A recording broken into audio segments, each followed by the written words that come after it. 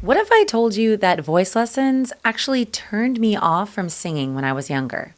The structure, the rigidity, the classical arias, they just didn't feel like me, and I hated it. Hey singers, I'm Whitney Nicole, vocal coach, studio owner, singer-songwriter, and creator of The Singing Straw, which is a rad tool that helps all kinds of singers all around the world develop healthier, stronger, and more balanced voices. Today, I want to have a real conversation about something that I think a lot of singers quietly feel but don't want to say out loud. Can vocal training actually hurt your artistry? Let's talk about what happens when vocal coaching starts to get in the way of your expression, and instead find ways to help support your voice in its uniqueness and authenticity. All right, a little story time. I have always loved to sing my whole entire life. Like, you'd catch me in the car singing Mariah Carey, Whitney Houston, you name it, I was belting in the back.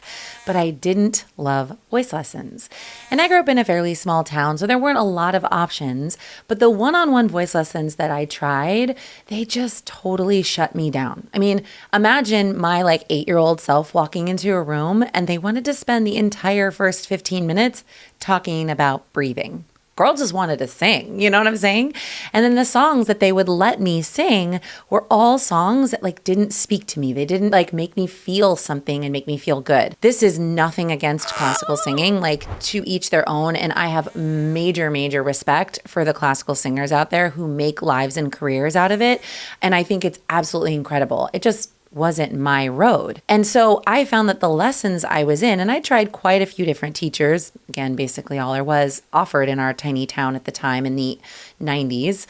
But it just was not resonating for me. I just always felt like they were trying to make my voice sound like something it wasn't, fit me in a box that I didn't fit into, make me change vowels and change words and sing melodies that I just didn't vibe with. And it felt limiting, inauthentic, and it shut me down. I just thought, well, voice lessons and voice training just isn't for me. I guess that if I want to sing the way that I want to sing, I've got to figure it out on my own. Little did I know that I would spend my entire career as a vocal coach.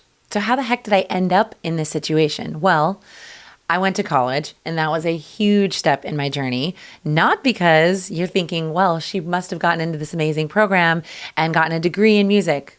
Nope, that's not what happened. I actually went to undergrad at Yale, and I went thinking I was going to be pre-med, then switched to wanting to become a lawyer, and I ended up getting a political science degree. But the thing about Yale is they have a vibrant a cappella community. So while I was there and also playing varsity softball and also, trying to keep my grades up, I dove headfirst into this amazing a cappella community at Yale. And I was a part of Mixed Company, shout out, hey Gump. And it was super transformative for me. Not only did I make friends that are lifelong, that I still to this day love and see regularly, but it actually helped me open up in my voice and find out what I needed as a singer.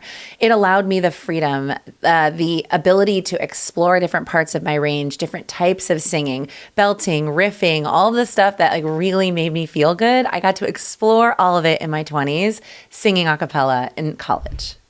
This was the moment I reconnected with myself as an artist and started to focus on soul, authenticity, realness, connection, rather than perfection, perfect voice, perfect breath, perfect vowels. And this would go on to influence the way that I approached vocal coaching as a teacher and how I work with singers to this day. So let me talk about my 3 absolute non-negotiables when it comes to supporting artists in their vocal growth coming from a vocal coach. Number 1, never prioritize perfection over soul. Now, I've said this before and I'll say it again, but nobody goes to a show to see an artist that they love because of their perfect ah vowel. Let's be real. We love the artists that we love because they make us feel something. I could care less if a singer has a perfect voice or a perfect vibrato or a perfect anything. What matters to me is that their music moves me, that I feel something, I feel connected, I feel understood, I feel validated, I feel like I can pour myself into that song and that music, not because it's perfect, but because it's real. Number 2, and this one is specifically for vocal coaches out there, never change or fix something that somebody isn't asking to be fixed. It is not our job to go to a singer and tell them what they're doing wrong and tell them how to fix it. Because what ends up happening in that situation is that every singer you work with is going to sound the exact same, just like you, which we do not want. We want to help support that singer in their unique voice, in their artistry. And you never know what they want with their voice unless you ask them. Of course, if a singer comes in and says, I want to sing higher, or I want to have a more powerful belt, yes, we can help them do those things. But if a singer comes in and they're wanting to sing a certain type of music, we don't need to force or fix their voice and push them in another direction. We don't need to fix breathing problems if they don't exist in that type of music for that singer. So sometimes it's just about getting out of your own way or getting out of the singer's way and helping support them in what they need for their unique voice and their artistry. Number 3, every voice and every singer is different. There is no one size fits all. So singers, if you go to a voice teacher and they're teaching the exact same thing to every student, turn and run. Singing teachers, if every single one of your lessons looks the same, you're doing something wrong. It is so important as a teacher, if you want to support singers in their uniqueness, that you design lessons that are specific to what they need that day in that moment in their voice. It shouldn't look the same every single week, and it shouldn't look the same across every singer. This is something called student-centered teaching, and it's what we focus on at Songbird Studios and what I've always done when I work with singers. And it keeps things interesting and exciting for you as a vocal coach too. So you're not just walking through the same things over and over again, but you get an exciting different lesson and you get to see all of these amazing changes and growth in the singers that you're working with day to day.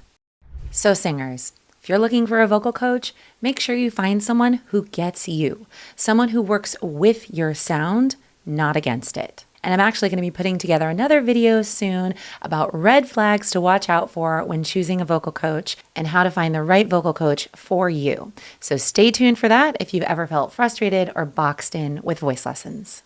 If this video resonated with you, drop a comment below. You are not alone. Whether you're a seasoned artist or just starting out, your voice deserves to feel like you. Voice training should feel supportive, not restrictive, and the right vocal coach will help you grow without compromising your artistry. Now, if you're looking for tools to build a voice that's strong, powerful, and expressive and true to you, check out my Love Your Voice course. It's packed with mindset tools, exercises, education modules, plus it is designed to support and help all kinds of different voices and is not one size fits all. Check out the link below for more information. And if you found this video helpful, make sure you hit that like and subscribe button so that you don't miss videos coming out next. Thanks so much for joining me, singers, and I'll see you again soon.